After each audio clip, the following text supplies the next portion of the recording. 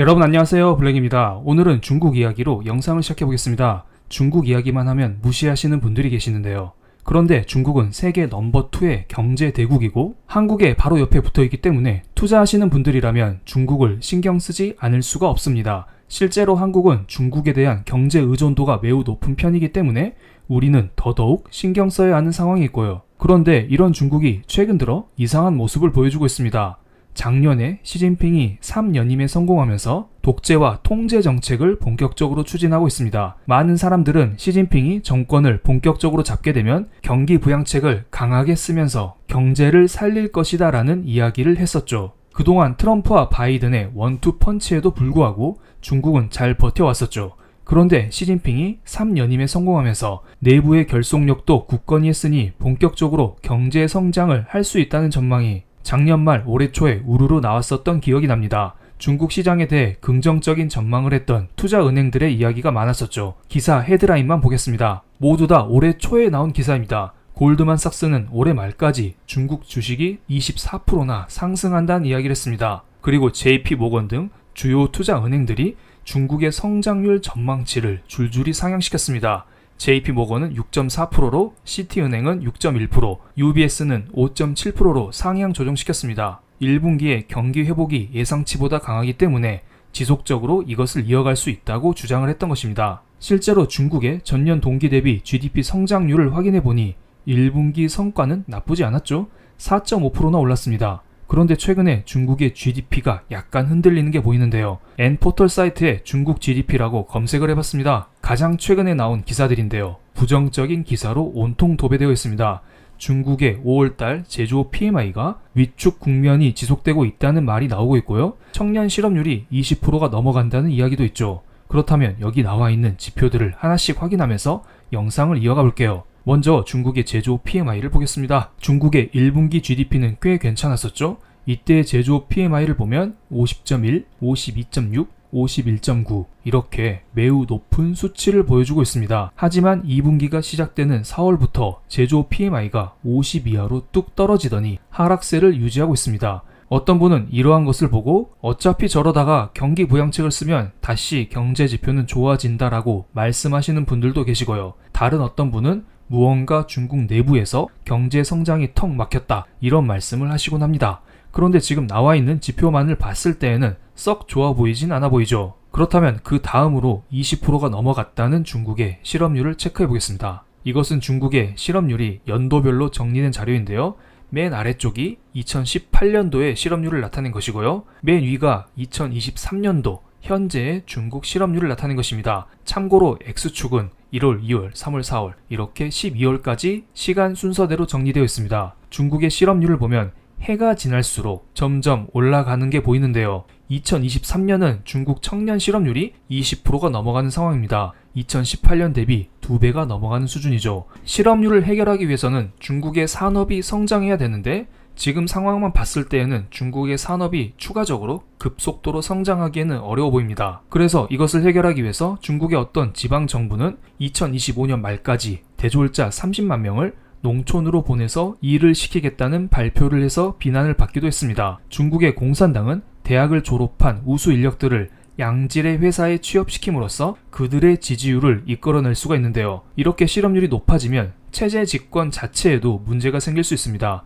그래서 최근 들어 중국 정부에서 독재와 통제를 강화하고 있는 것일지도 모르겠습니다. 그래서 시진핑은 더욱더 시장을 통제하고 있습니다.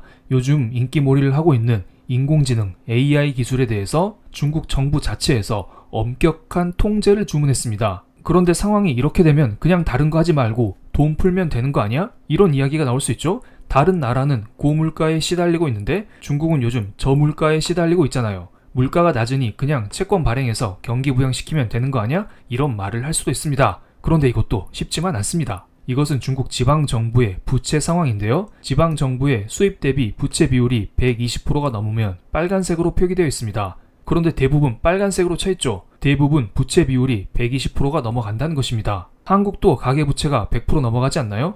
그래서 한때 DSR 규제를 강화했었잖아요. 중국도 현재 돈을 뿌리고 싶지만 부채 비율이 워낙 높기 때문에 돈을 막 찍어내기에는 어려운 상황입니다. 최근에 중국 중앙은행인 인민은행의 이강 총재도 인터뷰 자리에서 지금의 금리는 적정하다라는 발언을 했습니다.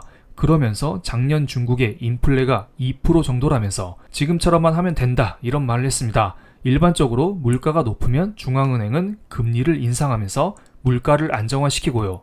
반대로 물가가 너무 낮으면 중앙은행은 금리를 내리면서 물가를 높이곤 합니다. 그런데 이강 총재가 현재 중국의 상황이 이상적이라고 자화자찬한 것은 현재에 만족하기 때문에 기준금리를 이대로 유지하겠다. 추가적인 돈 풀기는 안 하겠다. 이런 말을 돌려서 말한 것으로 보입니다. 이것은 중국의 기준금리인데요. 8개월째 동결 중인 것을 알 수가 있습니다. 그만큼 중국의 중앙은행도 추가적인 돈 풀기가 어려운 상황입니다. 이번에는 중국의 영레포 시장을 통한 유동성 공급 상황을 체크해 보겠습니다.